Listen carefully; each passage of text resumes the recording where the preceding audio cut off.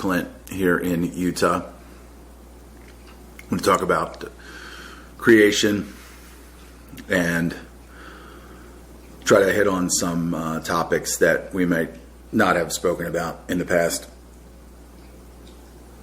Enjoy it. Right, you can't see it. All right. So, I think it's relevant. All right, so we're live. That is an incredible Wheaties hat. I've never seen a Wheaties hat. It was one of my favorite cereals. Would you like the Wheaties hat? I have plenty of hats. It's just... It might give you lice, but you can have it. It's so weird that I'd never seen a Wheaties hat before. Hat. Well, I'm not a Wheaties poster child by any means. It's just... It was wild because, it used to be my jam. It used to be my John. You mean you used to eat Wheaties? I used to eat Wheaties, yeah. And, gotcha. And bastardized, destroyed bastardized terms, as people talk today. We've gotten so far from Thomas Jefferson at what is that, Monticello? All right, so here we are, and we want to talk about... again, as I was saying, I was thinking about things that we could talk about that we never past that we never really cross topics and things like that. And I personally as I get older, I'm like, the question still rings out, and I don't think people really I think people think about these things, but I don't think they think about them in because life is such a clusterfuck of happenings and just BS and all kinds of stuff that people think about it, but they don't think about it in really, really serious terms. Like, why are we here? What is our purpose here? What is this? And as I said, coming out here from Jersey, Jersey's just so it's like the economy, no frills. And then you come out here, and then you see the amazing terrain here, and I just think, and lately I've been thinking, was this created? Where did this? And Big Bang is just such bullshit, but yet it's taught, and it's continued to be pushed and pushed and pushed and pushed till you have people, in their 20s adamantly saying, what? You got a problem? You don't think we came from apes? We don't think this and that stuff. Well, I see no difference between that and any other religion, right? You're adamant about the story of an origin that you can have no real knowledge of, right? You cannot. There's no way we can tell. And it's a maxim of science is that no matter how in depth and how far you go in science, you can never know and never become the creator. You cannot ever. Science is the maxim of science, if I can remember it correctly, the terms, but the maxim is basically that you will never get to the point where you understand creation or source, right? It's not going to happen. Now, you can understand everything that happens afterwards. Now, a lot of people, and so the Big Bang is the religion of science because science can never know what created the universe or what created this. It has to have its own religion in order for it to. Because imagine being a scientist and someone religious who believes that God created whatever comes to you and says, "Well, how was the universe created? How did we come to exist?" And as a scientist, of course, your best answer and your only answer should ever be, "I don't know." As a logical, reasonable thinker, your only answer should ever be, "I don't know and I never will." Right? That is something that is so far beyond what we should know. And imagine with all the genetic engineering and all the shit that's going on right now, do you really want people to know? Do you want people to have the key? Do you want men to have the key to creating things Well, they know how to imagine- bastardize it. Right. You can always compound two or more things to make something. Yeah, sure, they're going to say, yeah, we created a new life for them. But the only reason they're doing that is because they want to patent it and enslave it. Right? That's the purpose of invention. Right? They're not... See, if you look at what they say, they'll never say they created it officially. They'll say they invented it. Because only an invention can be patented. Right. But they'll also never say that creation can be patented. You cannot patent God's work. It belongs to God. That's not just a religious concept. That's actually the foundation of the patent and the law. I mean, you cannot take something that is natural or of the source of nature and say it belongs to man. You can't do that. No, it doesn't exist. And you say, well, wait a minute, I have property. No, you have a piece of paper. Right? That land that you're on, if you don't consider that to be part of God's creation still, then you've fallen for the legal trick, and what you have is a piece of paper that says you're the owner, but actually government owns the property, the ability to have or call something property. And what you've done is you've actually taken the land out from under God's law, and you've voluntarily put it under legal or the law of government, and you say this land, now you're acknowledging that the creator of that land is government and not God, and thus you lose all your God-given inherent rights. So you're no longer the caretaker or married or in husbandry to the land, taking care of the land, protecting it from government and corporations. Now you're under the law of man, the law of government, and now God's not on your side anymore. You don't have any inherent rights. You don't have the right to say, no, this land is property of God. And therefore, what are you seeing across the world is the destruction of the surface layer of the earth. Now, people say that's the destruction of the world. Scorched earth. No, that's like getting for the earth, that's like getting a wart or something, a virus. So, a skin virus. So, you're not destroying the earth, but you are really affecting the way that we are able to utilize and be in husbandry, be in peace with the land and its law, the law of nature, right? You're taking that and you're destroying it utterly. Now, you wanted to talk about... Yeah, like as far as, creation... how can we look at the world the way it is and say, this came from there was nothing that exploded and then became all all Now I'm gonna start off by saying, look, I don't know. I don't know the process of how those beautiful mountains right there formed, how Mount Tippecanoe formed, how that cave inside of Mount Tippecanoe was formed. It's a beautiful, beautiful thing, and really, I don't need to know. I don't really even. But what is your beyond us being able to know? See, what you're asking is that typical, what is the meaning of life, or what is the purpose of life, really? That's the basic question, right?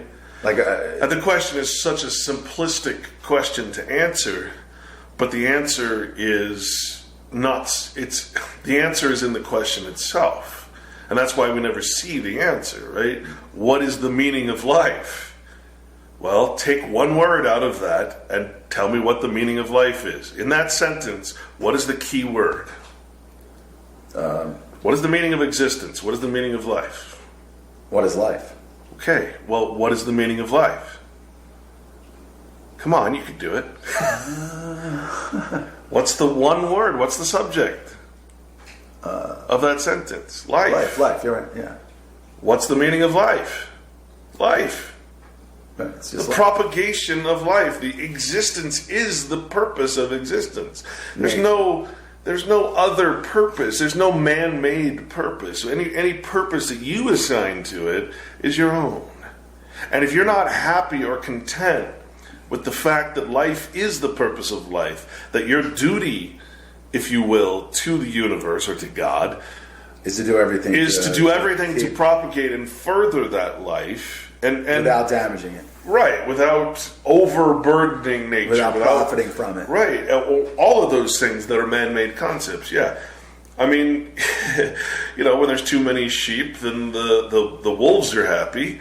But when there's not enough sheep, the wolves starve, right? So that kind of natural thing applies to life. So it's not, it's neutral. And I think the one point I want to make to people is that the universe is neutral. Therefore, in other words, God, the concept of God, which is defined, or Jehovah, YHVH, is defined as the universe or self-existence, all of existence as one supreme being, a verb, right? God is a verb. In other words, God is, Jehovah is a verb. It means being. It means existence, right? Self-existence, not man-made existence or invention, right? What is the purpose of existence? The answer is so obvious, but it's not a satisfactory answer for the man who is detached from existence and is in this legal realm and wants to invent things and improve upon nature. In other words, improve upon perfection, improve upon utopia. What is utopia? Man, utopia is the middle of nowhere. That's how it's defined, right? Utopia is some place that is untouched by man. Yeah. And so our goal in a water commercial, untouched by man. Yeah. And then after, Fuji, right? Untouched by man. Exactly. Well, so what should be your purpose is to be in husbandry, like I said, wed not to the legal fiction, not to invention, not to copyrights and patents, not to all this bullshit that we create that never, ever, in one instance, has improved over nature. Tell me one thing that man has done that has been an improvement over nature. Now, you might say, well, we created the automobile. No. That didn't improve nature. What that did is it took you away from land and you started going places that for no other reason you should ever have gone. Because you should be very content working your land, being in husbandry to your land, and sharing with people, sharing with others, doing the same thing. Being part of existence and carrying on the purpose of existence, which is existence, life itself, right? That is what should be full and utter contentment. And I believe, really, the farmers. The farmers that I've worked for who've never traveled more than 30 miles away from their farms. Because it was they're the happiest. I won't even say they're the happiest, because happiness is something that is like a commercial thing, right? Happiness doesn't really... Does this make you happy? Then you'll spend money for it. Right. So I wouldn't say happiness, but I would say contentness. There's a contentness in farmers that don't do anything but farm. It's like a whole different... Just an inner peace of that they're doing exactly what life or creation or whatever they're part of the purpose of life, and we are not. We're not part of the purpose of existence. We are, in everything we do, we're acting against existence, against the law of nature, and therefore we're acting anti-Christ. Because remember, Christ is the law or logos of God, the law of the universe personified. As I'm sorry, but it's a story that you're supposed to understand and follow, and you're not supposed to worship as an idol. You're supposed to follow. You're supposed to be like him and do what he did, and think in his terms. Because if we did, the world or any world would not have turned into what this is, where you can't plant an apple tree or a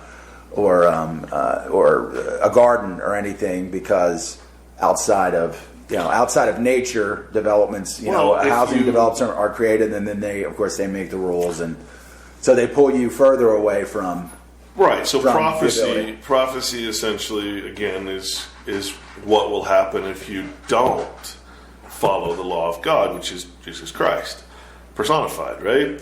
What will happen if you don't? And that's why people say we're in the end times and we're in this and that, because we've allowed everything that is anti-Christ or anti the law of nature. We're trying to replace the law of nature with our own law. Idol worshiping. How do you worship the question is, in the Bible, how do you worship God? And what does it say? It says, through me, through the law, through Christ, you worship me. In other words, like, how do you worship a king? You follow the king's law. How do you worship anything? You follow its law. You treat it as if it is superior. If God is the universe, in other words, nature itself. So this brings us to creation. So if I'm worshiping God, and God is defined as the universe in the Bible, and really throughout all religions, really it's nature itself. In other words, the nature of existence. People ask, what is the nature of existence? And I'm like, well, it's in the... Nature is existence. Existence is right? It's all the same kind of thing. It's like picking apart a machine and saying, well, what is this? It's part of the machine. You accept it for what it is, and by sitting there and wondering and looking at something so grand and so wondrous, like looking off the deck here at outside, it's something that somebody said, here, go over here and just destroy this, or take this man-made chemical and dump this here, or take this pesticide and this is going to kill weeds. Oh, by the way, you're a weed too. Well, so things like that. So don't look at existence. Don't mess with it. Pay it forward. Move it forward. Don't allow it to cause you wonder. Because see, the beautiful thing about God, defined as Jehovah or YHVH, right, which is the universe, is that the whole universe is full of mystery and wonder. And that's something that we're not supposed to know. You're not supposed to be like the ant, for instance, is not supposed to know. There's not going to be airplanes for ants that let them go to China and say, "Hey, hi, Chinese ants," right? The ant is not supposed to, and I'm saying this by design. By design, yeah. It's just like right. we as what we are, we have the ability to know things that a cat doesn't know, and a dog doesn't know. When you lose that sense of wonder, now you got to say you're only seeing one part of the wonder. You're going big, but what about small? When you're dumping those chemicals, when you're stepping on, in the dirt, what are you stepping on?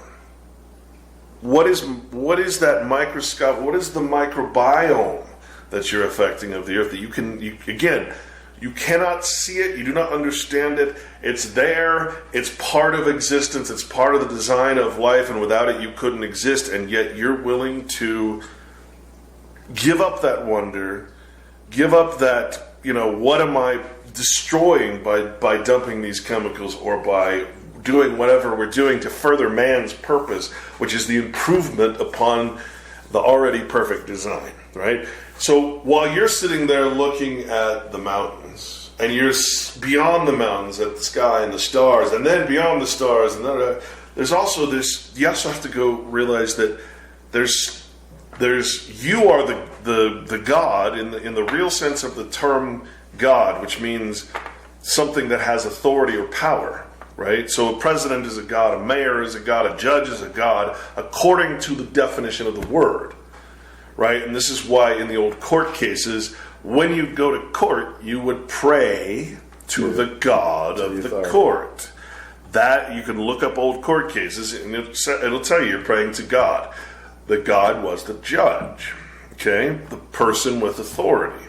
And that's why the Bible says don't take any false gods. Well, every one that you give authority over you is your God. So you've already broken that law in thousands and thousands of different ways. We've been brought into the citizenship, and this construction is there with all the gods and the idols and the judges and the worship of Saturn. And that's why those positions of power always carry with them these sort of secretive societies and these oaths and all these things, because it is a huge responsibility and duty that you carry by acting as the God. And if you a king, for instance, or the Pope, etc. I mean, the idea behind it. Now, I'm not sitting here saying it's good. I'm just saying that the idea behind it is that you're acting in the stead of or in place of God, the Jehovah, right? You're actually becoming the judge or the agent, if you will, of God, the universe, right? The true meaning of the term. And you're taking this position of power. In other words, you're becoming a judge. Right? The Bible says, "Do not judge." Yeah, so lest you shall be you judged. You get to judge people. Yeah, but so these people, and that's, again, I'm not saying it's good or I support it. I'm just saying this is the idea behind all those oaths and all those checks and balances, so that these people don't get out of line and out of power. But you see, in the legal system, the thing we've set up, it's no longer under God. They're no longer under God. They no longer have an oath or anything to God. They are completely separate. And so all of that nonsense, all that becomes nonsense to them, because they're in a legal system, and legal means that which is opposed to God. Right? That which undoes the law of God is what legalism is or means, according to a lot of scholars. So, in other words, man's law versus, the law God's of nature. Law of nature, the true law that is part of existence that cannot be undone. There is no name, no state name in nature. There is no all of these nouns, all of these, all of these things that these artificial, the president, the king, the queen, all that stuff, right? And as I said, when you look at a show like Game of Thrones, it really kind of tells you like who you are. If you're not blood, if you're not blood, then you're just a commoner. So, I mean, for the record, how many times have you gone through Game of Thrones? I've watched it 3 times. 3 times, and again, because it was like I missed. It was just like, how come I didn't pick that up in the first time? Right. Well, okay. There's people who've gone through the Bible more than 3 times, and you know what?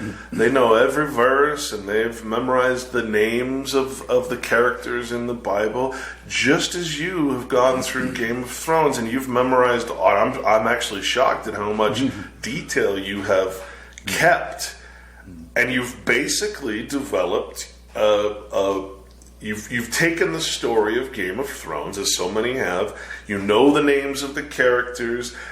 You've even learned from those characters what to do and what not to do, how to treat other people. Right, exactly. So, I mean, basically, you've turned Game of Thrones into a religion of its own, right? And if someone says something that is inaccurate to the portrayal that you're used to and that you believe in, when I say believe, I don't mean believe. But see, this is what's happened to. Well, there's people that don't learn any of these lessons from watching the show. Like I will sit there, and it was just like I would see these people start off being like awful, and then seeing the error of their ways, and then becoming better people. Which is exactly what we're all supposed to do, exactly what we're supposed to but we can't do it without Christ, i.e. the law of God. We cannot become better people separated from God. We cannot become better men, I should say, not persons.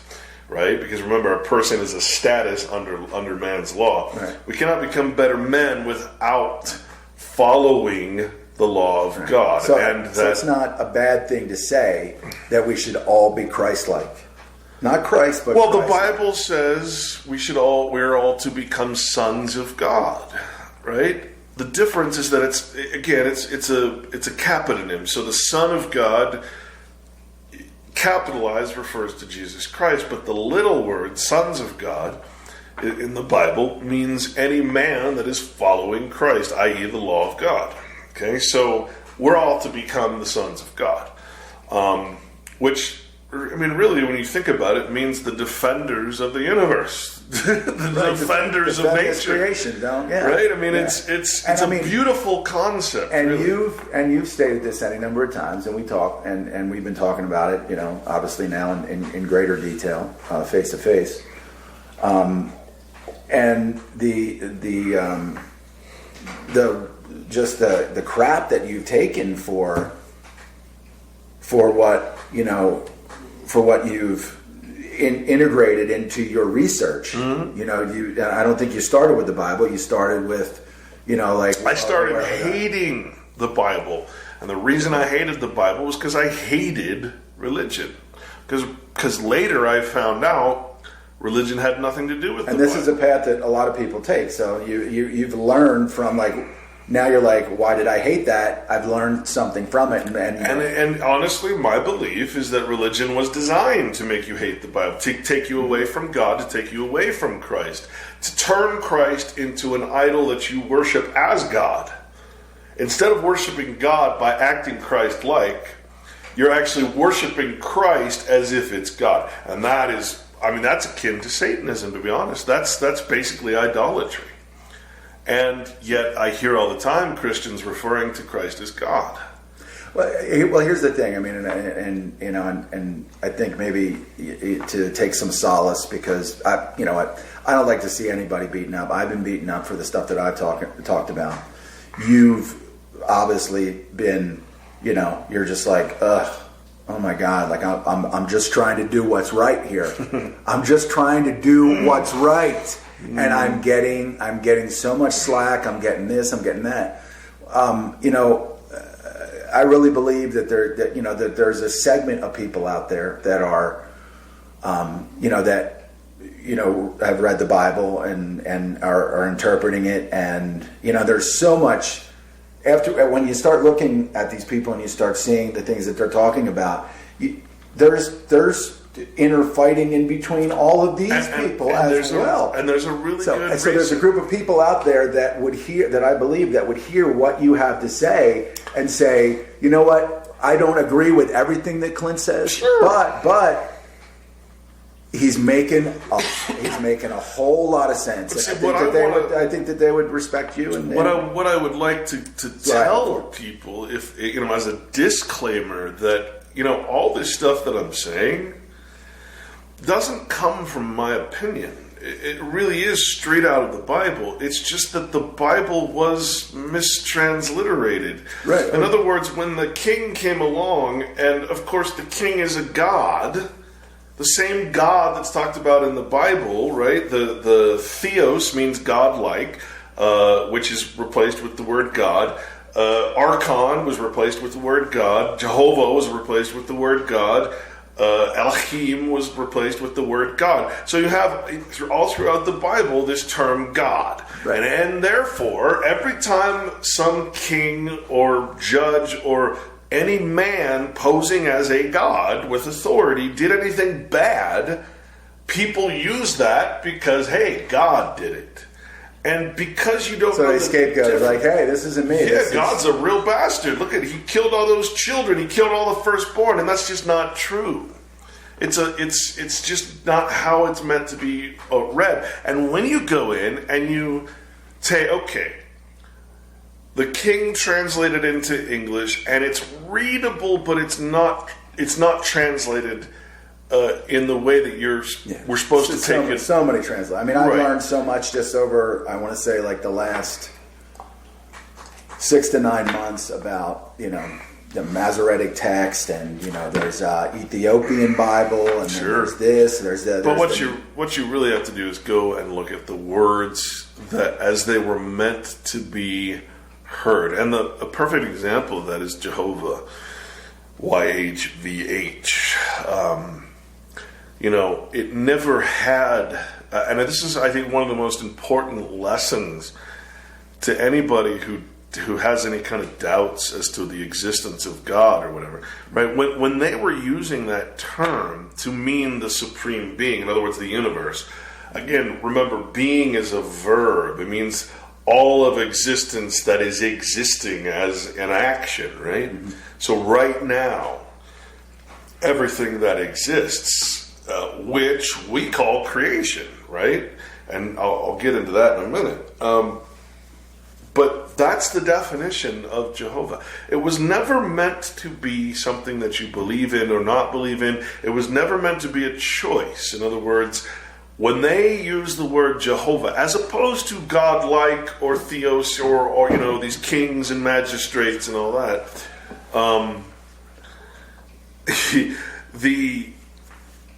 the notion that the only term in the Bible that refers to that which is reality itself, existence itself, the universe, right, is Jehovah.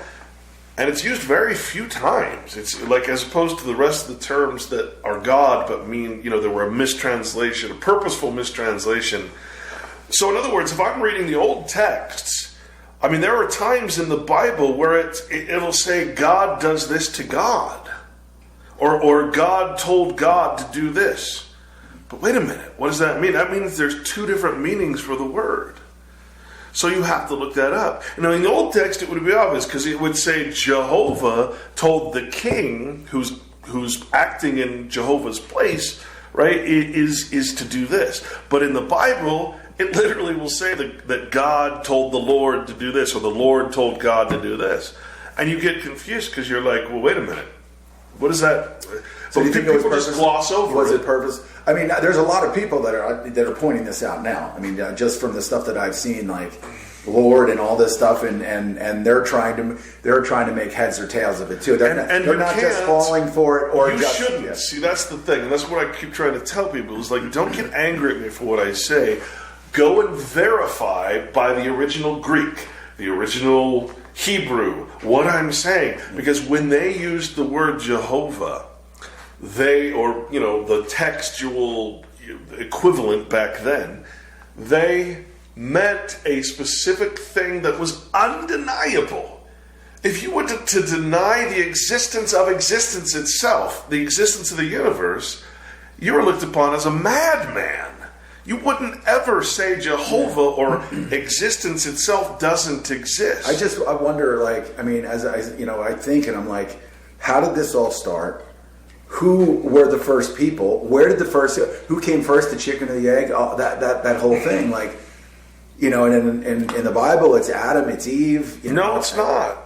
Okay, well, at least that's the thing. Well, at least religion. At least from my thing, and then of course, people still think to this day that Eve ate an actual piece of fruit, right? It was she was tempted, and she gave away her prized possessions. And in my second book, I actually just go over that whole thing. And apple, it's actually a fig tree. It's not an apple tree. Fig apple is what they call a fruit of a fig tree. And the fig represents, I don't know if I remember it offhand, but the fruit of the tree of good and evil represents the concepts of men. Good and evil aren't concepts of nature. There's no good and evil in nature. There's only truth. Right? So truth is not good or bad or evil. Right? Evil is when you go against truth, which is only man does that. Right? Man is the devil, because the devil, that's why they call attorneys devils, because they're practicing the law that is not of God. The concept of what is satanic or opposed to nature can only come from man. It cannot come from nature. Mm-hmm. You see, there's no. It doesn't. Those concepts of good and evil do not exist in nature. They only exist in man, and that's why the metaphor is that when they ate the fruit, they suddenly felt naked, and they had to clothe themselves because they had shame. Shame. Well. You look into nature and you tell me where shame exists other than a concept of man. Well, maybe maybe it was just like it wasn't something that had already been defined, but it was just like, oh my God, what have I done? Like in the mind, like what have I done? Well, it's not meant to be taken. So the point I'm trying to make is that the Bible is timeless. It doesn't refer to a specific history or a time. Just like, remember we were talking the other day, I was watching the old Twilight Zone, right? Mm-hmm. And it was To Serve Man. And you have that recorded? And as he was traveling through space, he asks his alien captor, right? He says, what time is it? And because the alien is from space or from another planet, he treats the guy, he answers him fairly, but he treats him like the child he is.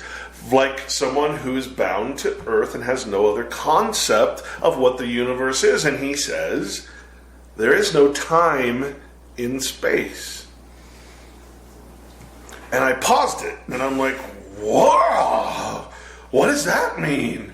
And I replayed it, and I listened to what he was saying, and he said, there is no time in space Because time requires a fixed point in space in order, like the revolution of the planets, whatever, the stars, something etc. celestially moving Something from one that place you to another. can apply Measure. a man-made concept to, which is time. Time is not part of nature, and that's a really difficult thing to understand. But when you do understand it, when you understand there is no time in the universe, that time can only exist from a fixed point looking outward where there's something to measure on a constant basis, it's always the same, it's actually a very low concept, right? People, there's time travel, and time this and time that. It's actually vulgar. It's actually, again, it's a concept of man. It's not a thing of nature.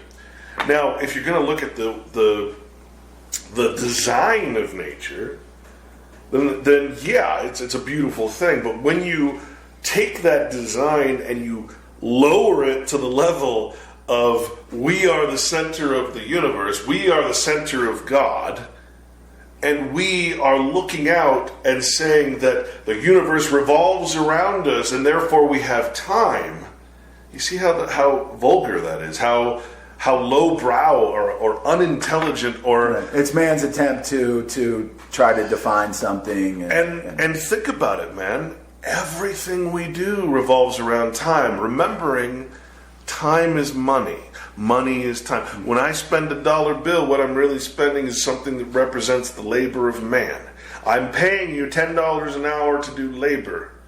I'm changing a simulation of time, which is the dollar, and I'm giving it to you in exchange for your real time, right?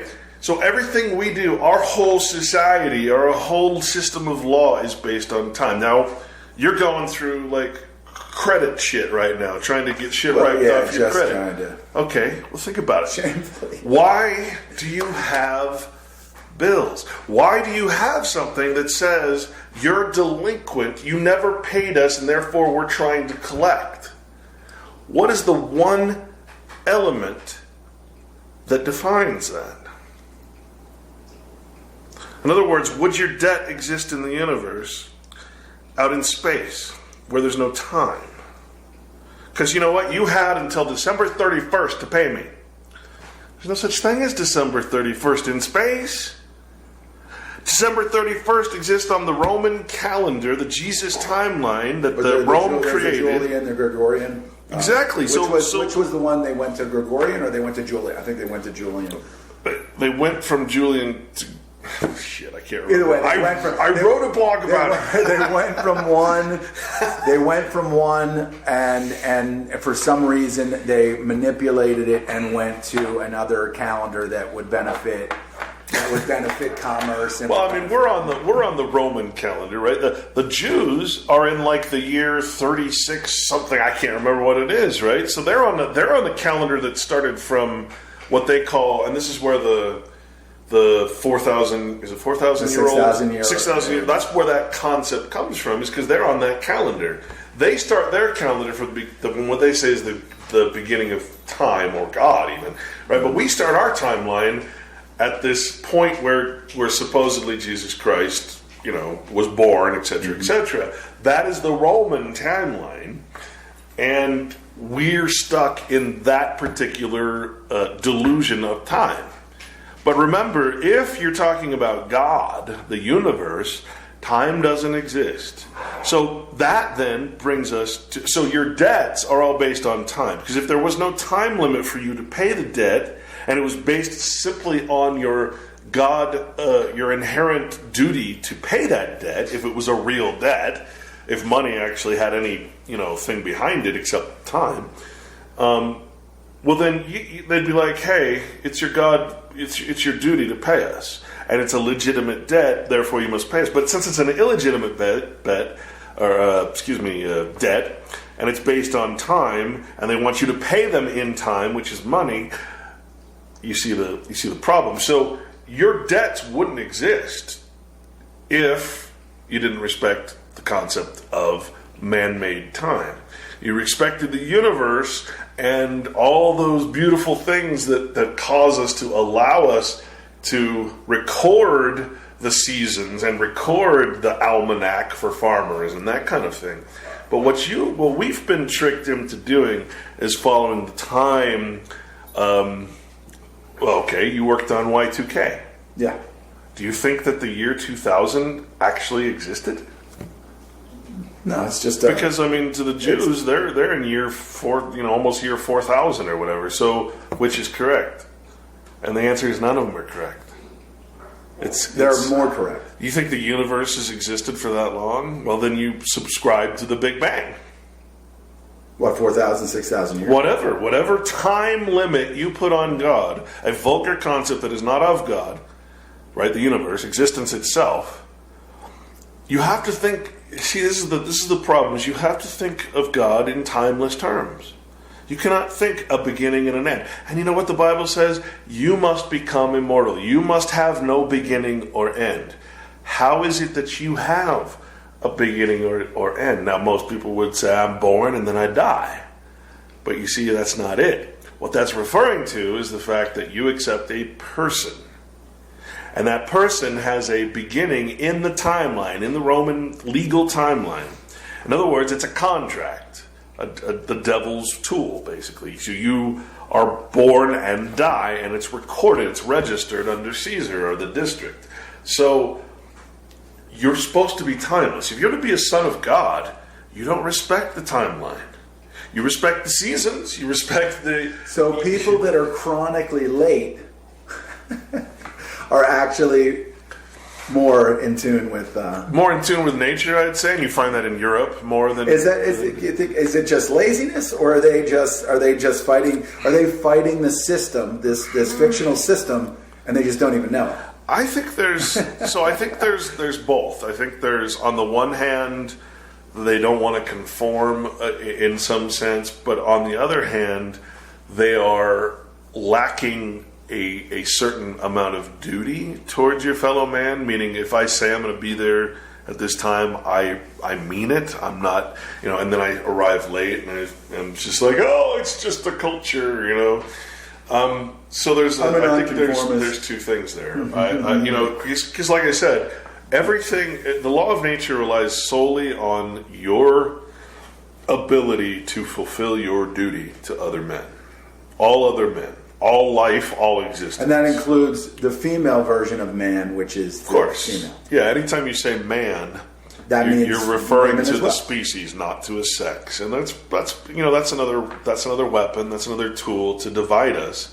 Because I've said this a lot of times. If you're a female and you refuse to call yourself a man, which is a term of nature, and you call yourself a woman, which is a term of legality, you've already lost.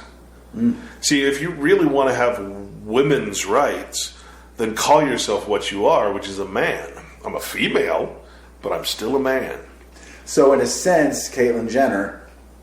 Oh, that's again, a political... kind of like... I've always been a man. It's like, well, yeah. You're still a man, whether you like it or not. No matter how much you alter yourself, you're still a man, and you're still a creation of God. However, the more you get away from that, then again, the more rights, inherent rights you lose. The farther you detach yourself from yourself, right? And that's really what the Matrix is, right? That's really what the digital age and the artificial intelligence is to take you away from nature. Everything they do is designed to take you away from your marriage, your wed, your husbandry to God, to nature. That's the whole purpose behind religion and legalism. Really. I look at that, and in Genesis, there's that word, that husbandry, right? That I did see that once or twice in there. I want to say it's probably in there, but I can't remember. Then, what even was a husband back then?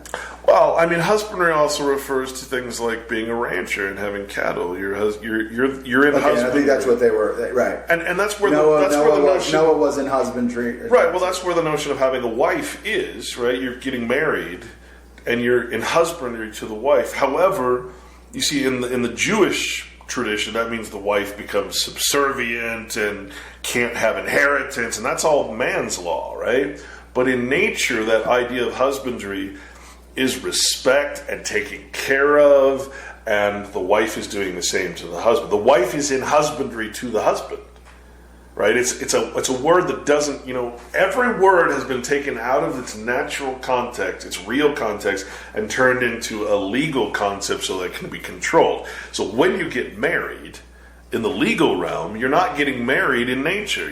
God, in other words, would not recognize that marriage if you were to talk in those terms, because it's not a natural union between a man and another man, i.e. a male and a female. It's a union between, and it's actually an incorporation of two persons, two statuses in legal society.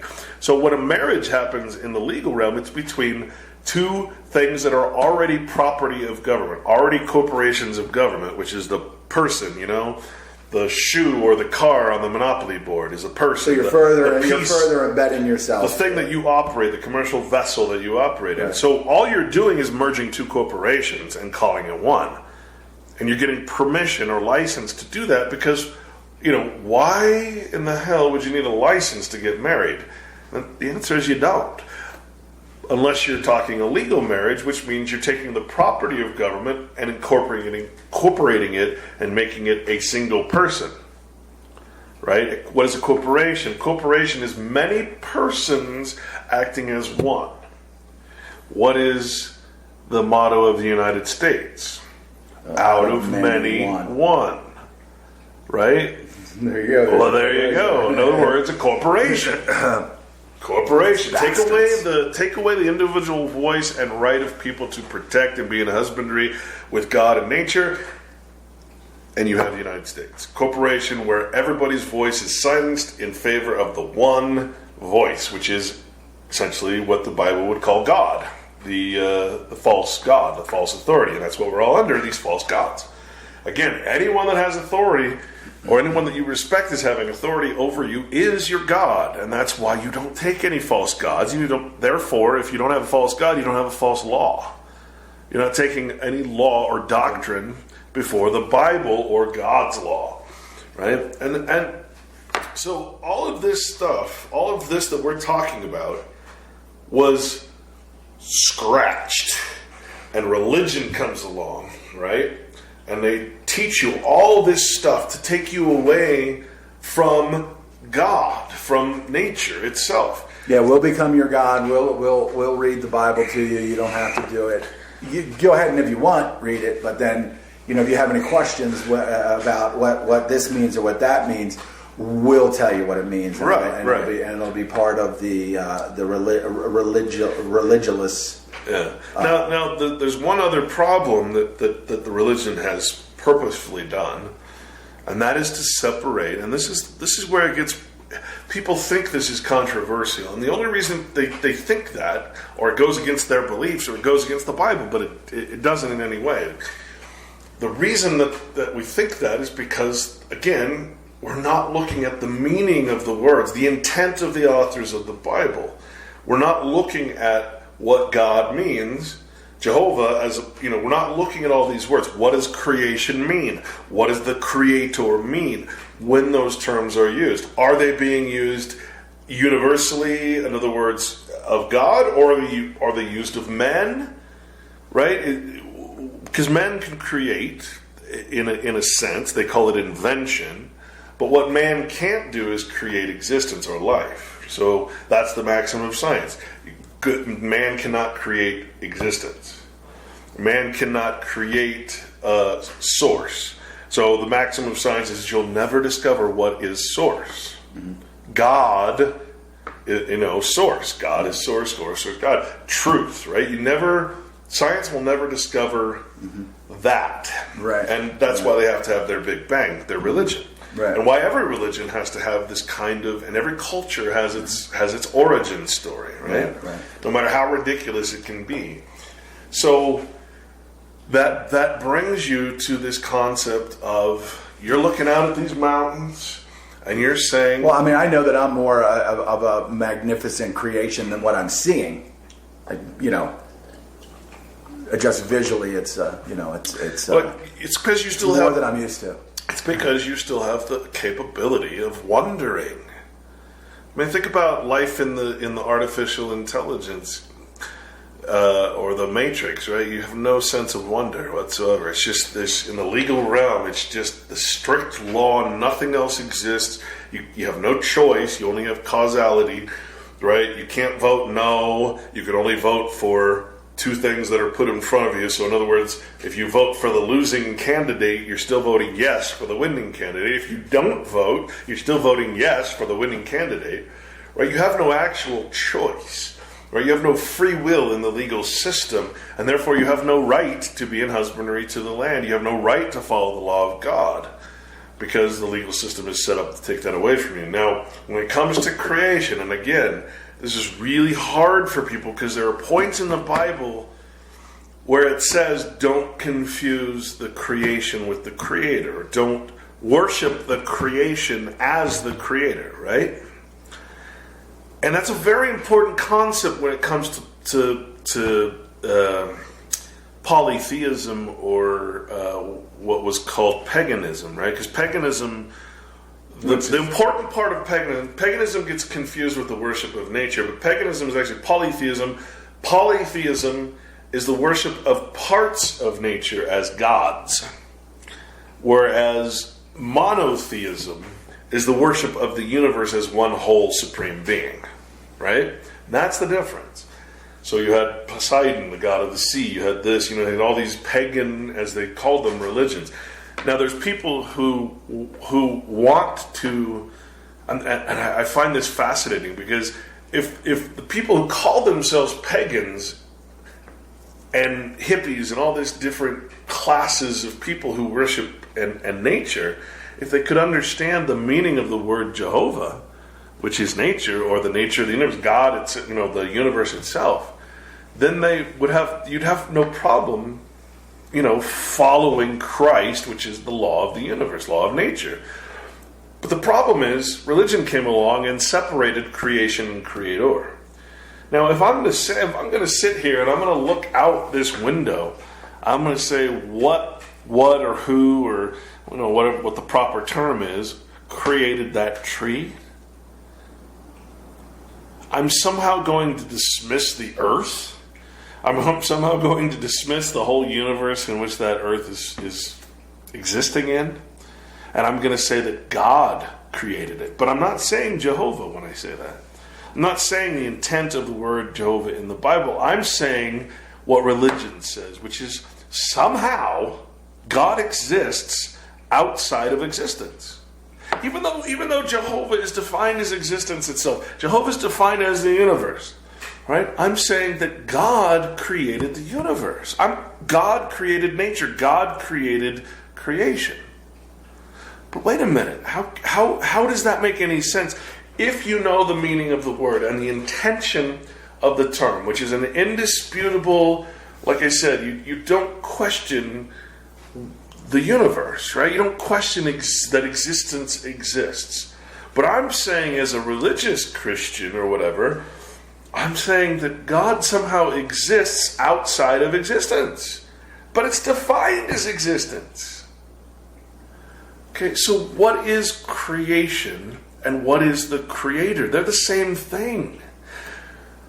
The warnings in the Bible refer to paganism or to polytheism, not confusing or not worshiping a tree as God, but worshiping the whole of creation, which is, the universe, as God. And that the individual parts, which we call creation, are not God. Just like the Pope is not God. Or that anything that you idolize, Jesus Christ, is not God. Part of God, right? What emanates from God, logos, sure, but not God. I'm not God and you're not God, but together we are part of creation. Now, we're not the creator, because the whole, the monotheistic God, the universe, is the creator. But we're part of that creation. You see, the words themselves have been so confused and separated. But again, if we're to worship the law of nature, then God is nature. The law of nature is the law of God. And if I look at any government and they define an act of God, I can look in any dictionary and the word act of God is defined as an act of nature. Well, how can I separate nature and God? How can I separate creation and creator? They're one and the same. Right. What is the purpose of life? What is the purpose of existence? Right? What is then creation? Creation is existence. Now you're worried. What gets confused, I think, is what is source. And I'm here to tell you, you're never going to know that. Yeah. So put it out of your mind. Worship. I like to contemplate it. I like to. Oh, absolutely. And you know what? You're free to do that. But the second that you assign any deity to it, then it changes. You see, you've now the Big Bang. I mean, what they're essentially saying in science is that the Big Bang created God. Because they're not familiar with the term Jehovah, which means the universe. The Big Bang created the universe, is what they're saying. Which is, you could say that's blasphemy. You could say that's a lot of things. What you could also say is that it's completely beyond the point. It has nothing to do with the Bible or anything else. The other thing is evolution, right? You're tricked into, and I'm just as guilty as anybody else is watching these debates between the evolutionist and the creationist. But I'm like, wait a minute. Why are we saying that evolution is not part of the design of God? How can it not be?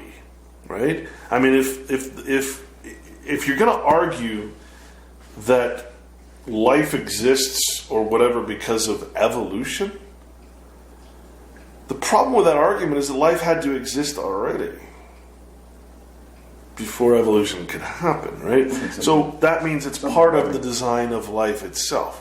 Evolution, in other words, is part of. I mean, for God's sake, cancer is said by many people, many doctors, as evolution, the unfolding of things and refolding into a new form. That's pretty much what cancer is the evolution or the response of the body to something that is not supposed to be there, unnatural and not of God, basically. So. All these things, these institutions are set up to fool you, to trick you, and take you away from being one with God, with the universe, with nature, within husbandry to the land. That is the purpose of all these man-made institutions. They're playing the middleman, and it's money. There's multi-pronged, but. They're playing the middleman that should just not even be there. But they're like, hey, this could be profitable. Let's do this. Yeah, I mean, what have they done? They have monopolized time. They've taken a universal thing, a timeless concept, and they've made it into mammon. Right? And that's why you're not supposed to, you can't have two gods. You cannot have time and timelessness together. Right? Now, it doesn't mean that you can't utilize a lot of the things that man has invented. A lot of the systems are good systems if they're not taken as law. In other words, it's great to have a watch on your hand that you can know exactly when the sun is going to go down. But the second you assign that watch a place in nature, then the watch can keep track of nature, but it's not part of nature. It's not part of the law of the universe, remember? Because time doesn't exist in space. It doesn't exist in the universe. It only exists from that relative perspective or vantage point, right? Mm-hmm. So the second you turn something into an idol, the watch becomes the keeper of time as opposed to God, in other words, right? Which is timelessness. You've turned something man-made into something godlike, and that's where everything goes all wrong. The worshiping of this. Right, and exactly. So you consider then the concerted effort to, I mean, literally the killing of people who equate God, creation, and creator. I mean, they want to hide that fact so much that they're willing to kill and label people as heretics or, whatever, pagans, and kill them. Because unless they can convince you that there is this external God, right? In other words, take the meaning of the word Jehovah, which is the universe, and say that there is some higher form of God. And what that boils down to, and it's interesting because this is in the Bible too, is superstition, or what is called supernatural. Right? Think about the word supernatural, or how about a superhero? What does that mean? It means they have powers that don't exist in nature. Not part of the design, right? So something is making it above nature. And that's how we've been sort of educated or brainwashed to think of God as something that is above nature, when God is actually nature itself. You see, so and then we have these things called Mother Nature and Gaia and all this stuff. But you see, the end game here, the reason that I'm so, when I started understanding these things, I understood them from the perspective of both sides, a battle between good and evil, between real and artificial. Anything good is of nature, anything bad is of man, right? Anything artificial. And so you're in this battle, the spiritual battle. And spiritual, again, is a word that's been taken completely out of context. Spiritual means you're in touch with nature. The nature of things, the reality of things. Spiritual isn't, you're far out there, you're on drugs. You don't have spirituality because you take, some mushroom. No, you have spirituality because you're in touch with nature and truth, in other words. I saw this meme where this guy is talking to this woman, and she says to him, do you believe in God? Are you religious? He said, well, I'm spiritual. And she says, well, Lucifer was a spirit too. So could you be a little bit more specific? And that's just it. People are so afraid to say, right, to even use the word Jesus or God, because they don't know what it means. Well, yeah, look at that, and then you look at politics now with Trump in office. People are afraid to, in Hollywood, there's a lot of conservative people out there that are afraid to say they're afraid. Listen to what you're saying. Well, they're afraid. I'm not saying it's right. No, listen. They're afraid to use the name of God, which is Trump. Yeah, right. Isn't that amazing? Because that's what Trump is. He's a god. And the sooner that people come to that understanding, and the sooner they understand that that's what it means in the Bible by false gods and false laws and false doctrines, the legal law is a false doctrine. The doctrine of the Methodist and the Catholic and every other church out there, religion, which were instituted by men, are false doctrines. Right. As soon as people understand that Trump is a god, and that the mayor Pete is a god, he's a mayor, right? These are all gods. They're all false gods. No. And the sooner you understand that, and you get this idea, because that word God. Who's going to say this? I think that's what the Democrats are looking like. Who of these 50 people, who of these idols, are going to save us from Trump? Right.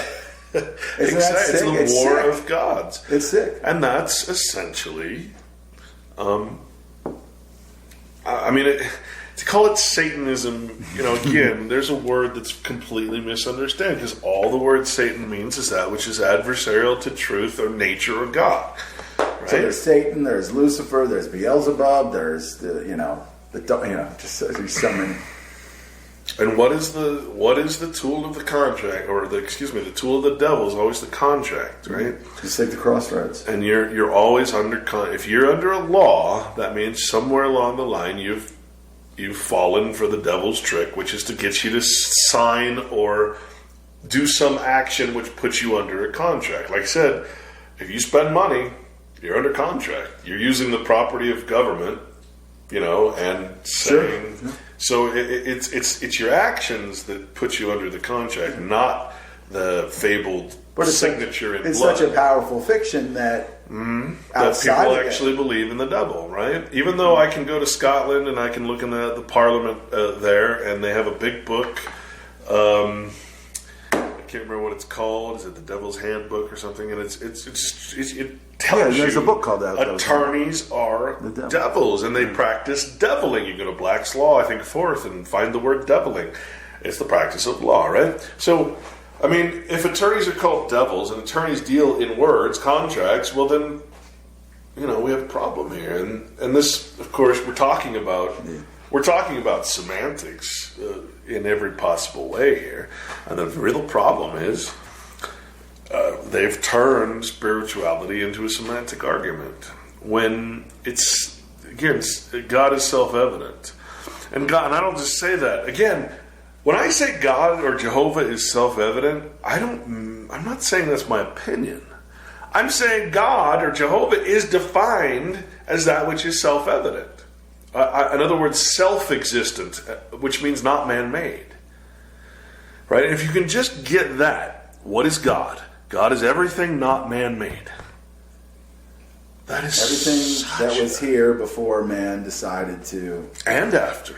Yeah, I mean, try to improve. And another way of saying that is, what is of man is of the time domain. It is temporary. All the temples and all the things that we build are temporary.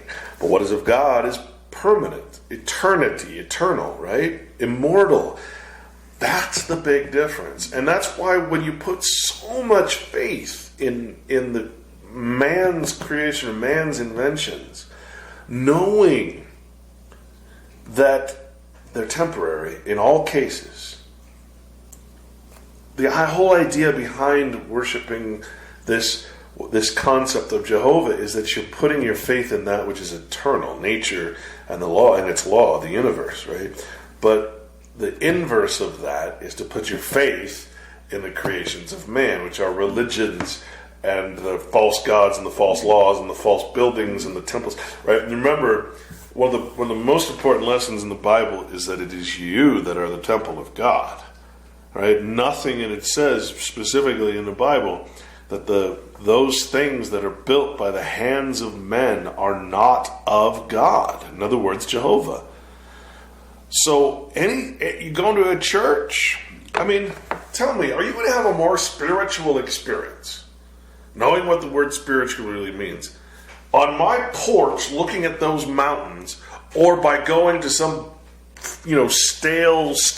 sterile building with stained glass, right? Which is going to give you a more spiritual experience and put you in touch with God? Well, this is natural and that's man-made. So, but see, knowing what I know now, well, that's what I'm saying. It's a trick question because that question is based on what your personal belief in God is. And remember, the God of the Bible is not.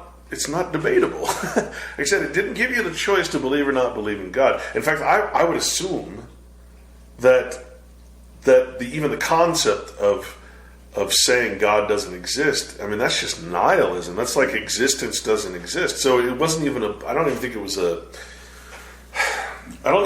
was a real thing like it is now. Like people have actually believed there is no God, even though God is existence. So I don't believe in the existence of existence. Yeah. But I don't think that was a concept back then.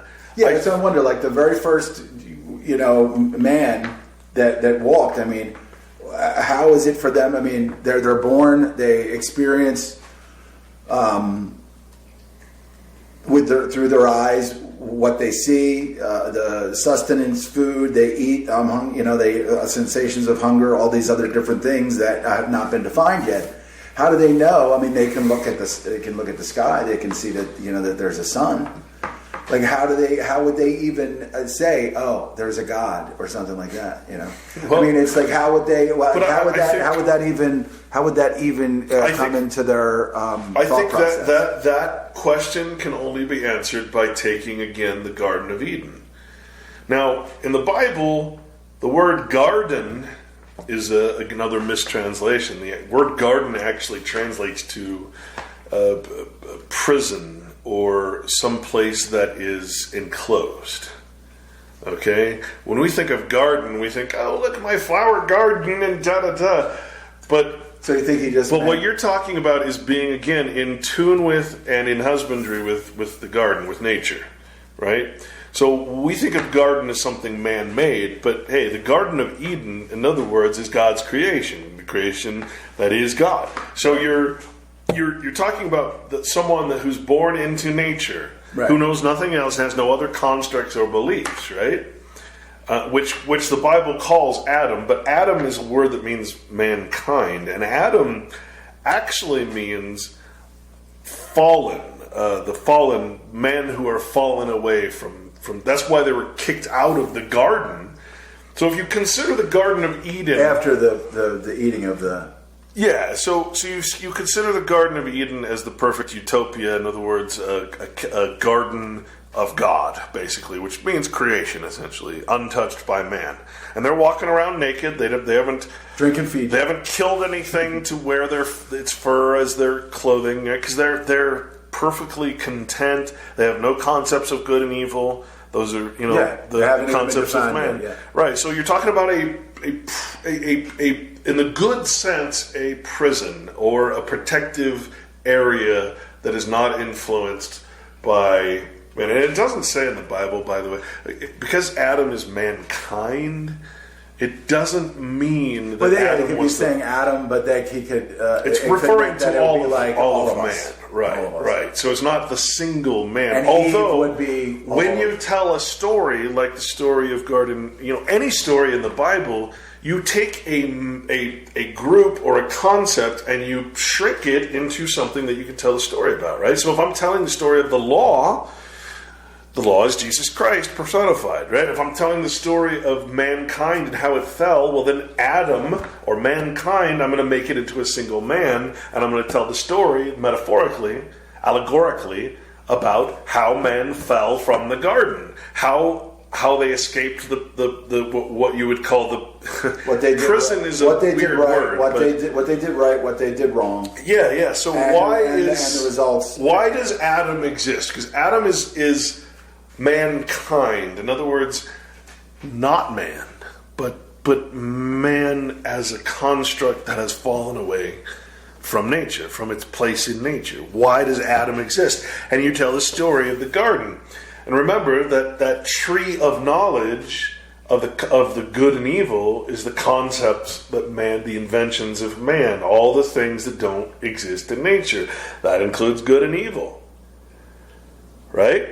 He tells you don't partake of the tree of knowledge. Knowledge, again, not the real term that should be used.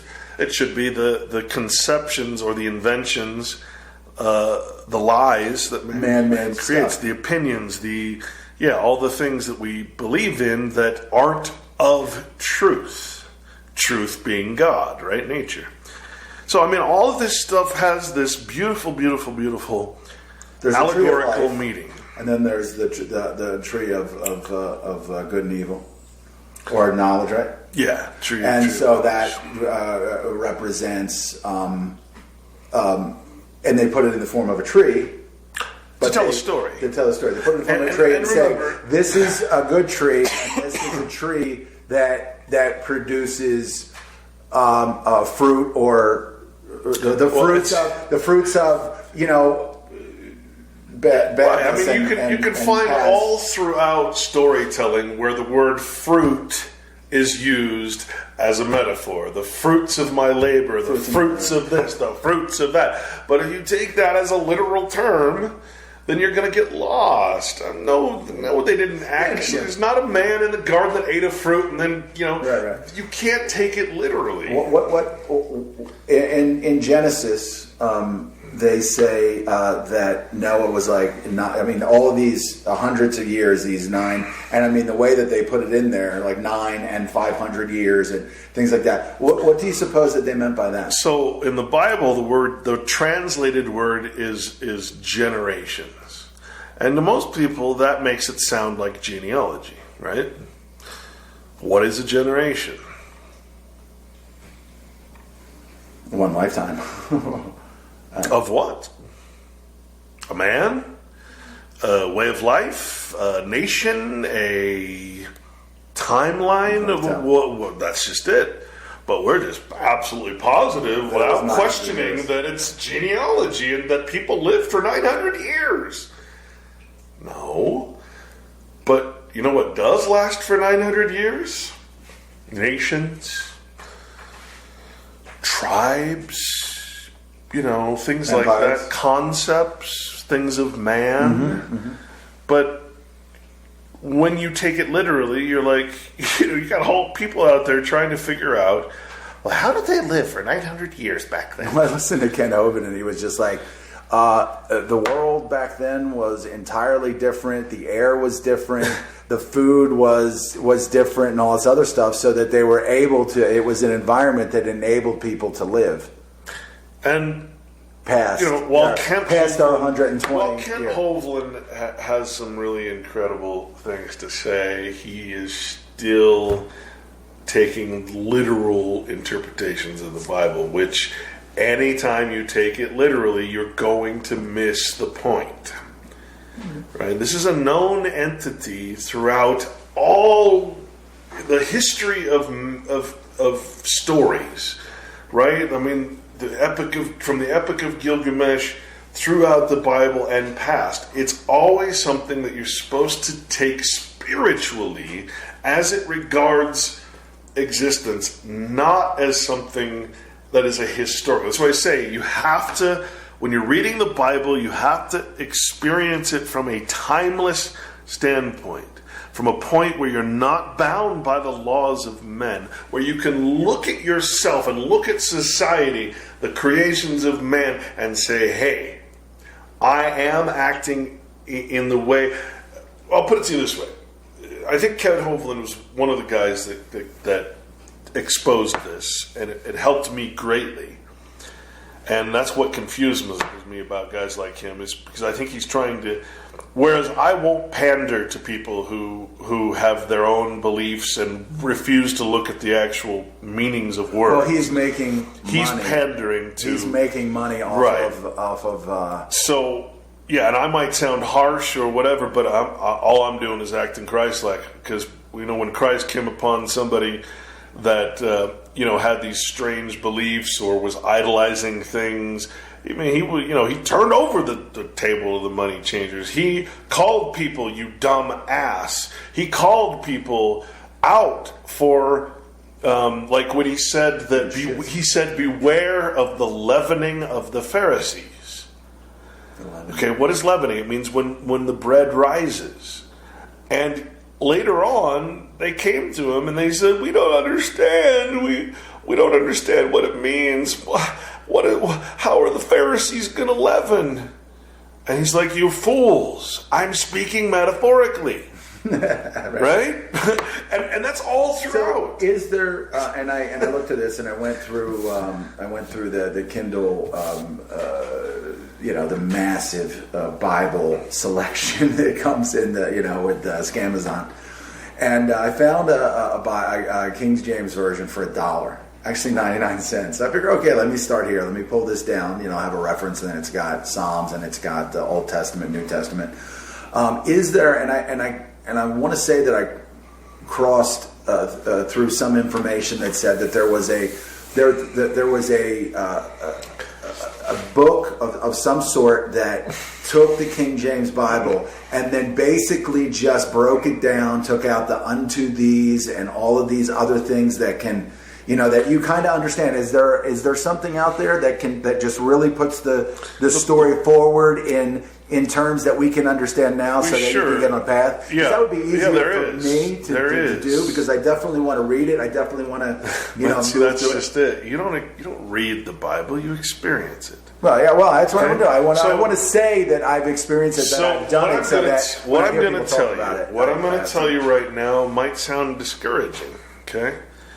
I'm going to tell you, there is no fucking master copy of the Bible or any book that's going to teach you or make things clear for you. The only source... the stuff that I know prior to this, all my pre... but the only source understanding of the only way that you can grasp it is doing the due diligence, looking up every single word as it was intended to be. Now, if you're looking for first of all, here's your problem. You're looking for an English Bible.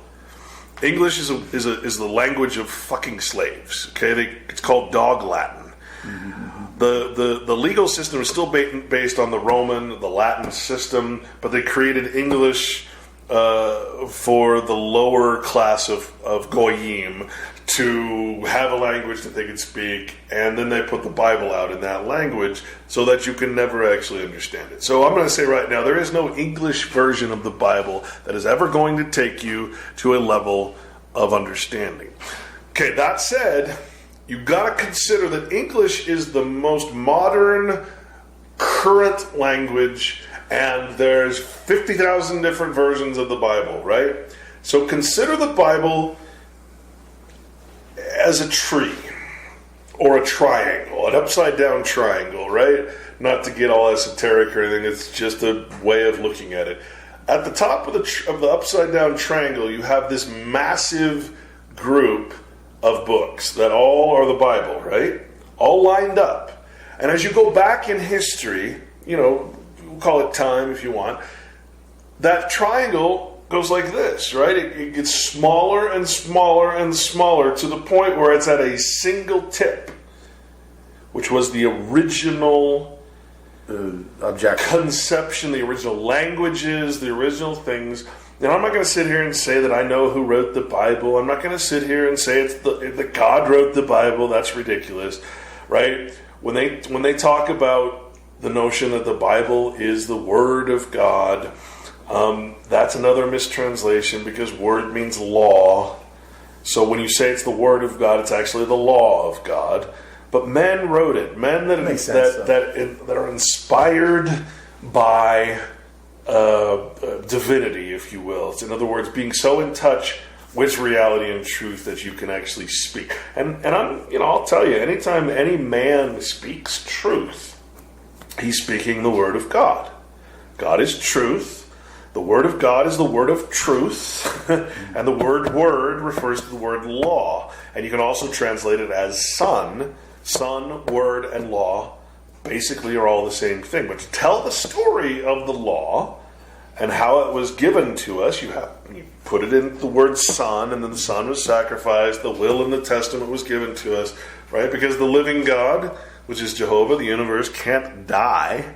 And according to the law, in order to be a testator, you have to die in order to pass on your will. So the son is put on earth in allegory, and then the law is passed on to us, and we who act as the sons of God, who follow the law of God, then inherit the earth. We are the meek, right? The remnant. Sure. The point is that if you take it literally, then you're not realizing that Jesus Christ is this thing that you're supposed to follow as opposed to worship as an idol. The fact that the notion that Christ existed and was crucified, right? In the Hollywood version of it, Mel Gibson's horrifying tale of Christ's journey, right? I mean, it's all so horrific, and it takes any beauty in the story away from it. But in the Bible, you translate these words and you find out that it's actually, and it even says it in the translation sometimes, it's talking about handwriting, it's talking about words. And that, you're putting up a public notice, essentially, onto a pica or a pike, a single piece of, like a telephone pole. Mm-hmm. People put up lost pet notices and shit like that. Well, that's how you made a public notice. Public notice is one of the most powerful things in law. So if I was to give up my person, crucify the worldly things, right? Crucify the flesh, and then the flesh doesn't mean your actual flesh. It means all the temptations and all the things that are man, right? Prostitution and all the sins are of the flesh, right? But we take it literally instead of figuratively. Now, and here's what I want to say to people. Look, if you believe that in the Bible, without actually reading it, without doing your due diligence and seeing what this actually means, this story of the crucifixion. Faith without works. If you believe that you understand that, and you believe that a guy named Jesus was crucified on a cross, and by the way, there's no evidence whatsoever that crosses existed in the Roman times, that form of punishment was ever used.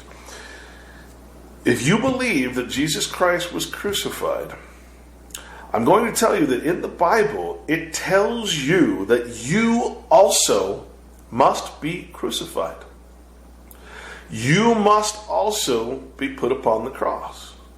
So if you call yourself a Christian, and you say, I believe in the story of Jesus Christ, I believe that he was crucified, put to death, rose again, all that stuff, and you say you're a Christian and you're following Christ, well then by your literalist interpretation, not looking at what these words mean, which are all metaphoric, then you must also be crucified. Because you're a Christian, you must be crucified. See, in the Bible, that means you must give up your persona, everything false. All the false law, the false doctrine, you must give everything up man-made and return to nature. Be reborn as you were born into nature, without all these false beliefs, without all these conceptions, being husbandry to the land, right? You're reborn into nature. Because your second birth, remember, is nowadays it's the birth certificate process. Born into the new system of law, man's law. To be reborn is to actually leave the false doctrine and go back to God's law, right? That is what, in the Bible, that all is interpreted as. It takes a great deal of effort. Like I said, there's no one book that you can read that explains this. It took me years and years of going through all these words, and every word says, metaphorically, this means. Metaphorically, this means. You have to know the real. I have to know what a rock is, right? A stone is, in order to understand that the church is built upon the rock, but that actually means people. The people of the church are the rock the church is built on, right? But if I take it literally, well, then it just means a rock, a stone. Well, people say that you're my rock when they right, and we use these same metaphors that are in the Bible all the time, every day. But the concept of the Bible being metaphoric somehow, even though all ancient literature is written the same way, through metaphor and allegory, aphorisms and all, fairy tales, all that, somehow we don't want to. Somehow the Bible has to be truth as written, right? Even though the word whale is a mistranslation for sea monster. Right, the kind of sea monsters they used to put on maps to warn people away from not sailing into the Bermuda Triangle. Right? Even though these are all metaphoric, allegoric things, the Bible is the one book of antiquity that we say, oh no, we're not going to take that like a metaphor, right? We understand that all these different books are allegorical tales to teach a moral lesson, but if you can take people away from the foundation of all law, which is the Bible, and say it's literal and do all the, then they win. They now have set the law. The purpose of the Bible. But do you think that saying that I accept Jesus Christ as my Lord and Savior is the kind of the same, in a sense, is the same thing as you're saying, is accept the law of God, accept and be Christ-like? That's what it's supposed to be, but what people are doing in religion is creating an idol. I accept this image that I have in my head. Don't take any other gods before me. Right. I mean, so nobody is. Yeah, I mean, is it okay to idolize that point of process and not? Well, that's just it. There's no idols. Creations of man. There's no idols in nature. Again, truth has no idols. So you're wearing think about it. You're wearing a cross around your neck. You have no idea why you're wearing it, but you know that it somehow represents the church and Jesus Christ and all this stuff. But you ask a Catholic why they're wearing the cross, and they say, well, we wear our sins around our neck. We publicly display that we are sinners, and therefore we wear this cross. But because we believe in Jesus Christ, it's okay that we're sinners, and therefore we're going to go to heaven. Right? I mean, it's just this false doctrine. It's an excuse to be able to continue to be sinful. To continue to sin in God's name. To sin in God's name through Jesus Christ, when Jesus Christ is supposed to be what takes you away from sin.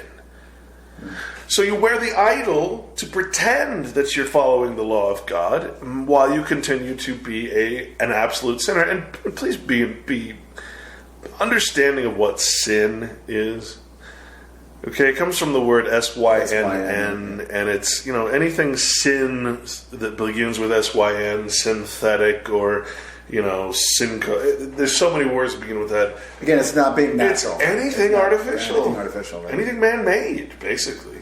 That you're taking and pretending that it has a nature. It's of nature, of God. That's the idolization of things. And so you can also... the commandments, as far as, them being what they are, thou shalt not kill. I mean, that's, you're killing something in nature. I mean... That's the... So... Are those the laws of God? That's the Mosaic law. So who was Moses, right? In other words, it's the law of the Jew.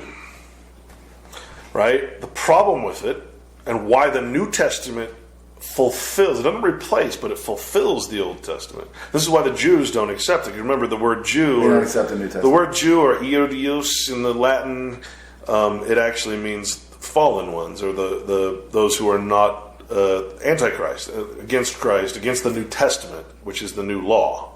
Right? So the Jew doesn't accept Jesus Christ, not because they believe Jesus Christ was a man that walked the earth, but because Jesus Christ is the law, the God's law.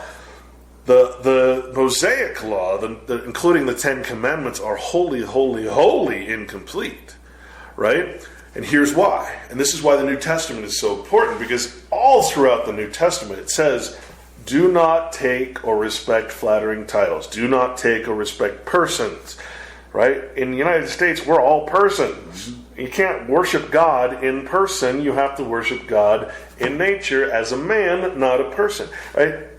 But we've disobeyed all those rules of the New Testament, which, basically we've been Judaized in the sense that we've been taken back into the Old Testament, even though we idolize the New Testament and Jesus Christ. We're not following it in any way. We break all the rules. We're in personhood. We have flattering titles, which is any title of authority. So king or magistrate, God, whatever. All right? We break all these rules. We pretend we're something when we're no thing. Thing is a noun or a name. I'm a captain in the Air Force, and therefore I have the right to kill. I have a license. See, what the Old Testament didn't do is cover the trickery of men, which says, well, yeah, I mean, thou shalt not kill unless you're in my military and I give you permission. You see, the old law says you can kill with license, but the new law says nope, no exceptions. See, why didn't it just stop at the Old Testament? Because it's Jewish law. It's the law of the fallen. In other words, you talk to the typical Jew, they'll say, we'll never screw up. Why did Bernie Madoff go to jail? Because he screwed over other Jews. Right? He didn't just screw over the Goyim, he screwed over other Jews. That's a big thing. So thou shalt not kill Jews, but you can kill anyone else. Right? This was the Jewish law. This was not the Christian law. The Christian law came along, or the New Testament, the new law came along to fulfill. If you consider that the Old Testament is like a brick wall, a real porous brick wall, so it can't really keep anything in. There's all kinds of exceptions and clauses and loopholes that says, well, I can kill if I have permission by my God, which is a man. So then but they're still going to heaven, by the way, just so you know. Well, yeah, but then the New Testament comes in, it's like the mortar, and it fills in all the bricks. So now all the exceptions, no, you can't pretend that you're a person and then say you're a soldier and that you have a license to kill and therefore go kill. No, you can't You can't say you're government and then go in and have a license to legally steal shit from people. No, you can't be a police officer and say that because I'm a police officer, I have the right to confiscate everything you own. No, you don't have the right. See, what's great about the New Testament is that it, like I said, it fulfills that Jewish law, it fulfills that Mosaic law, and takes away all the loopholes and all the exceptions. In other words, it says, like I said, you do not accept persons. Do not accept flattering titles, because only through a person, a status in legal society, legal meaning the undoing of God's law, only in taking a persona, a mask, and acting as something that you're not, can you then go through that, that porous wall and kill and pretend that it's justified by quote-unquote God. But once you apply the New Testament, the Jesus Christ, right? You're following Christ now. You're following the new law. And the new law says, under no circumstances, no exceptions. And of course, this does not include protecting yourself, because that would be considered protecting creation, protecting nature. Right, so the idea of actual self-defense doesn't get included in there, because you're actually fighting against something that's trying to destroy you, and you are part of God's creation, right? So that that doesn't count. What we're talking about is using the law, pretending that you're acting in God's name, and killing, even though the law says do not kill. You can't do that with the New Testament. You just can't. You see? Okay. So why do the Jews then say, well, we don't accept Jesus Christ as our Savior? In other words, they don't accept the law. Right. They're into usury. What does the new law say? No usury, no grocery, no money, no mammon. None of the stuff that the Jews use. And remember, when I say the word Jew, I'm using the Bible term of Iudios. And if you read the entry, which is in one of my last blogs, I mean, it even refers to one of the, I think it was John, who defines the Jews as those which are opposed to Christ. That's what a Jew is by the meaning of the word Iudios, and then Yahudi is the other term that the word Jew was used upon. And you can look these terms up, and they're two different terms. What we're talking about today, though, are the Iudios, as I'm probably saying that wrong. And it's those that are opposed to Christ. And this is why they refuse to accept Christ as what they call their Savior, or law, right? Because what can save you? Only you can save you by following Christ, the law of nature. That's the only thing that can save you, or in other words, bring you out of Babylon, is if you follow only the truth. Because Babylon is built on fiction. You cannot worship two opposing. You cannot worship what is artificial and what is real at the same time. I got to tell you. I mean, a lot of and these are things that you're reiterating, and things that we talked about before. There's a lot of people out there, Bible followers, Bible scholars, things like that. I think that would wholesale agree with you. I mean, they wouldn't go like. There would be a point where they wouldn't go they'd be like, listen, I hear what Clint's saying, and I agree with this, and this. And at the risk of them, affecting their, the way people that follow them look at them, they would say, I don't agree altogether, but I do agree with Clint. And I think that I do think that they would. It goes back to your look at your words. It goes back to the Star Wars geeks and the Game of Thrones geeks, right? If I say something that somehow doesn't sound like what you perceive Game of Thrones is, you're going to be, I don't agree with that. It's fiction. Right. There's no agreeing or disagreeing. I think that they largely, when they had a problem, it was just like the writing is just awful. Well, here's what it is. All arguments are, when it comes to the Bible, are semantic. What does the word say, and what does it mean?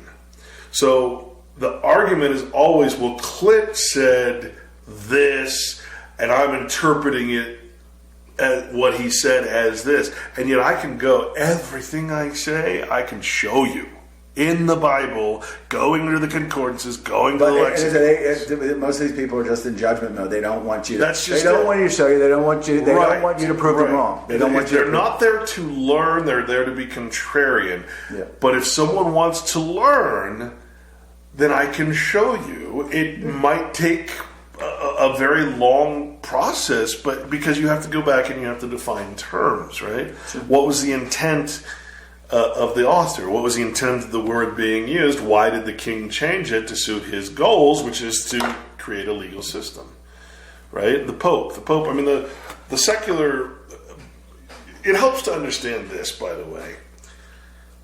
It's not New World Order, because remember, the word "world" means what is man-made in the Bible. Okay, when it says be of the world but not in it, and that kind of speech in the Bible, it's referring to man's world, not Earth, not the universe. Be in right? the world, not of it. Yeah. So you're speaking of two different worlds there, right? So when we say New World Order, which is a very common, I mean, presidents have used it, right? It's not like it's something. The only reason people don't understand what that means is because they're saying world and they're thinking Earth, or they're thinking some universal or global thing. The key word in there is order, though. The key for word for them. The key word is world, because what does world mean? Well, the world is the deceptionary thing, so that it means, order is we just want to control you. It means secular. Right.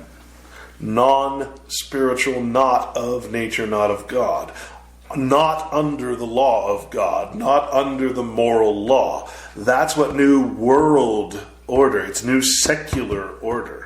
Order out of chaos, because once you stop following the natural law, the law of nature. People say the New World Order is coming. That's all. You're in it. It's the matrix. You're in it. I mean, it's the legal matrix. You're already in a secular order.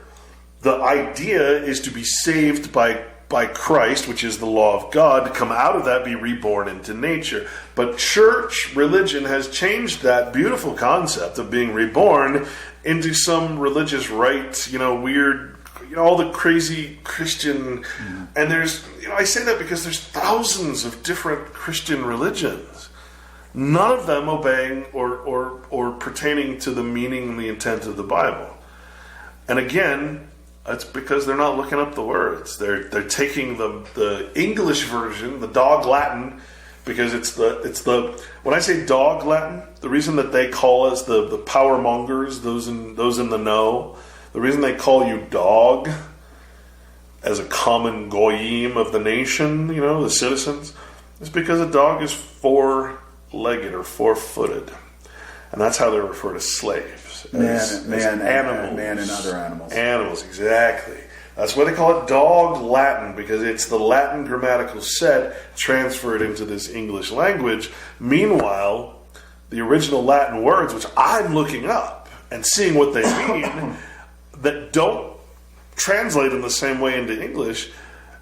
When you go to court, the judge hears the Latin word, you're speaking English, you're screwed. You don't know what that word means in the legal system.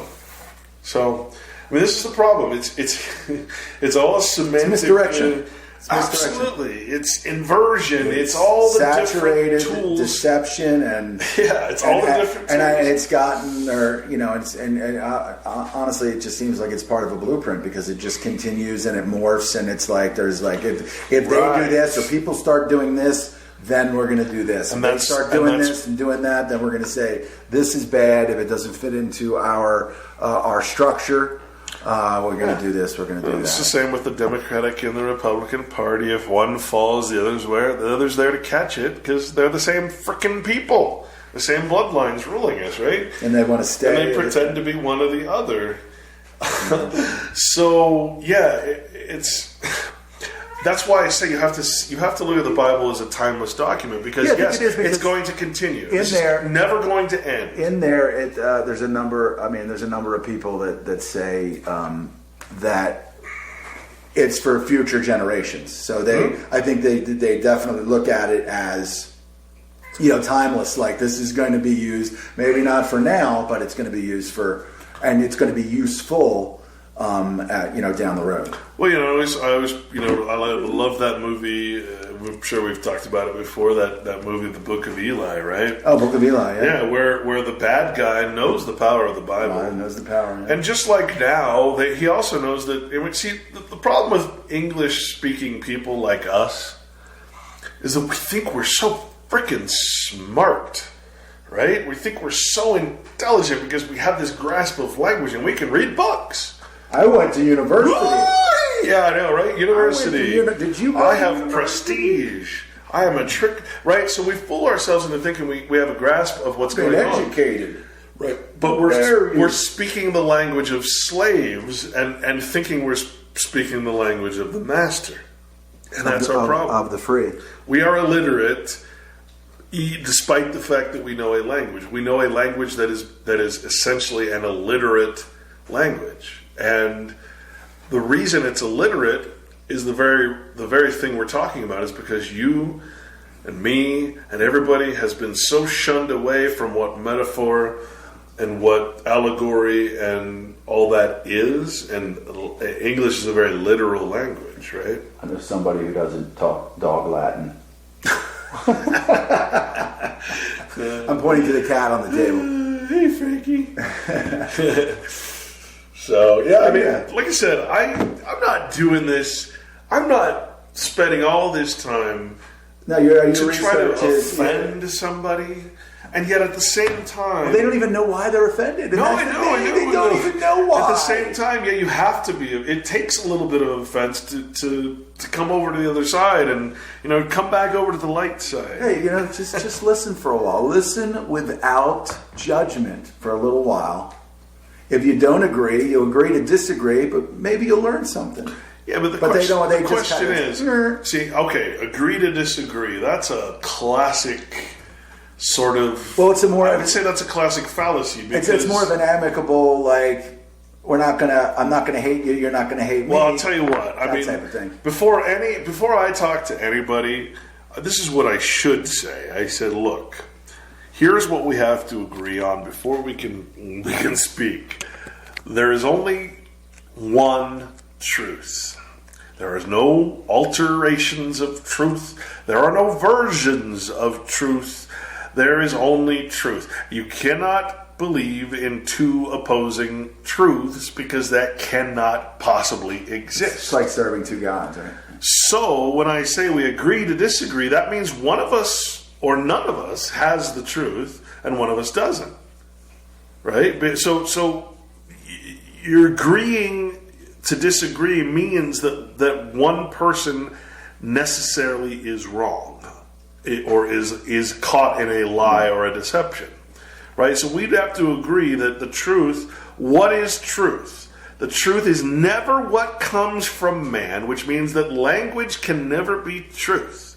What we say cannot be truth. Truth is God. God is truth. Nature itself, existence, life is truth, nothing else. What is self-evident? The words that we use can only describe truth but never be truth. And that is why we agree to disagree, because we're not using the right words. It's not that we disagree, it's that we don't know the meaning of words. And that's purposeful.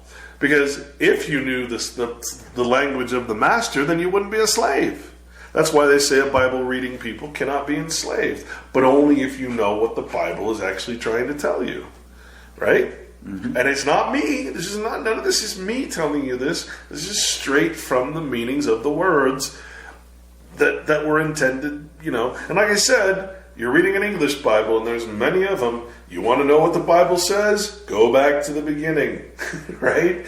Go back to that foundational, the ancient languages, and start discerning them, and realize that those languages, which they called the Romantic type of languages, were steeped in metaphor, steeped in poetry, steeped in all these things. That's why we have all these, the Iliad and all these poetry. Why do you think that they were so...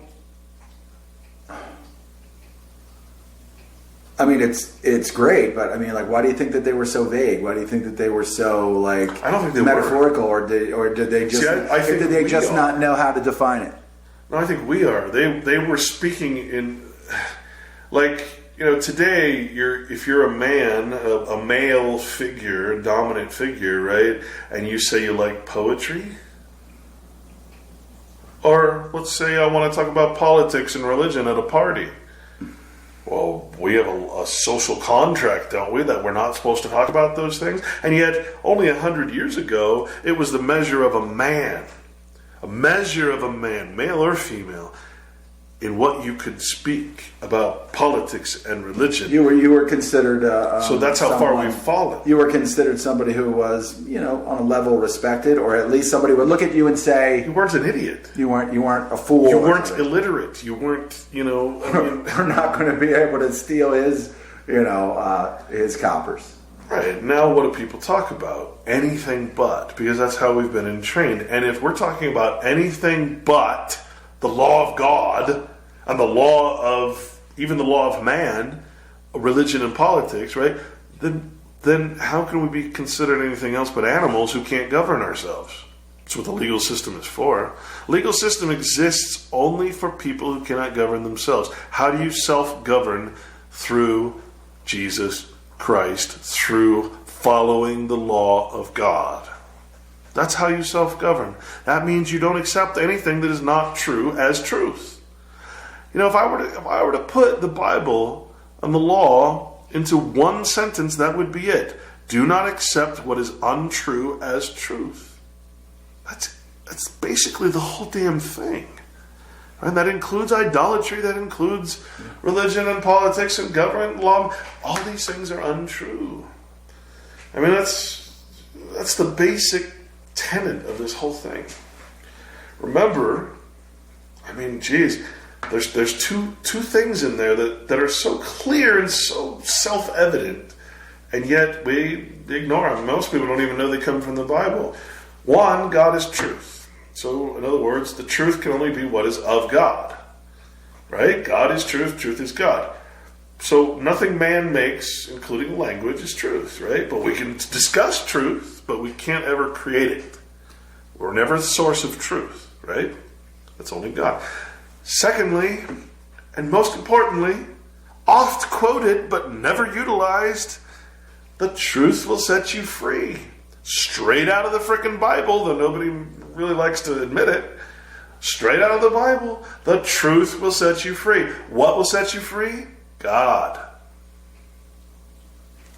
The law of God.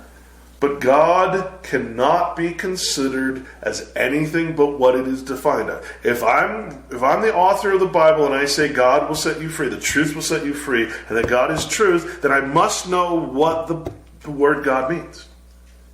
I must know that nature will set me free. The law of nature, God will set me free.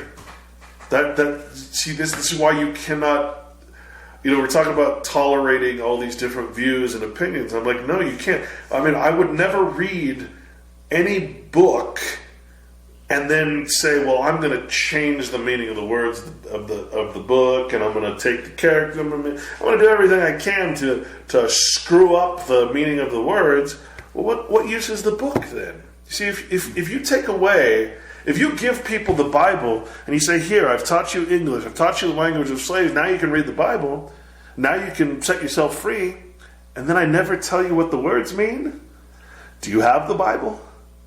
Or do you have a book of words that are meaningless and that will be interpreted in there's 7 billion people on the planet, it will be interpreted 7 billion different ways. Right? Yeah. But if I give you a book and then I give you the lexicon, the concordances, and I say this is how you're supposed to take these words. And there is a thing called the Strong Concordance. Yeah, Strong's Concordance is more geared towards, and it's important to understand that Strong's goes with the King James Bible. It's an accompaniment. So. It's an accompaniment of that, but you have to understand the King James Bible is the accepted law. It's the accepted Bible. And that the legal system, the secular system, is opposite to King James Bible. You're either following this government's in other words, the queen is the keeper of the what do they call, the defender of the realm and all that shit, right? So she's bound by the Bible. But if you disobey, right, and you fall under the secular law, well, then you're accepting a person, and you're accepting the flattering title of the queen, and therefore you've given up God's law. You've said the Bible is stupid, and I'm going to follow the law, which gives me license to do all these crimes and sins, and forget the Bible. But at the same time, you're respecting the queen. You know, you're respecting this flattering title. She sucks. I hate her. Ugh. So, are we out of time? No, we're about. We got about a minute and 45 seconds to wrap it up here to fit it into the UCY thing. So, anything we didn't cover? I think we set we accomplished what we set out to do. To talk about. I mean, and it kind of was things that we had talked about maybe like originally, but just creation and things like that was. Well, I mean, the point I think really is, how do you get across that you're not trying to put? I'm not trying to put my own interpretation. What I'm trying to get people to see is that the whole system of well, your word and everything kind of synced with Daniel, right? I mean, when you were. Yeah, for the most part, he right. he was still a little bit literalist in right. his. But you communicated with him because he was a different type of. Because he could understand that there was a reason behind all this. It's not just this is history and therefore it exists. It's this story is being told to teach you a moral lesson, right? So he was able to cross. Right. Over in that way. So it was a good thing. Most people can't, and that's the problem. And that's how we're entrained to think, is literally through the English, lexicon. So, but I mean, my point is that I'm not trying to put my interpretation. No, I'm trying to tell you my interpretation is only what the lexicons and everything is, and that the whole law is based on that. The whole legal law is based on that, which is opposed to, which is the Bible.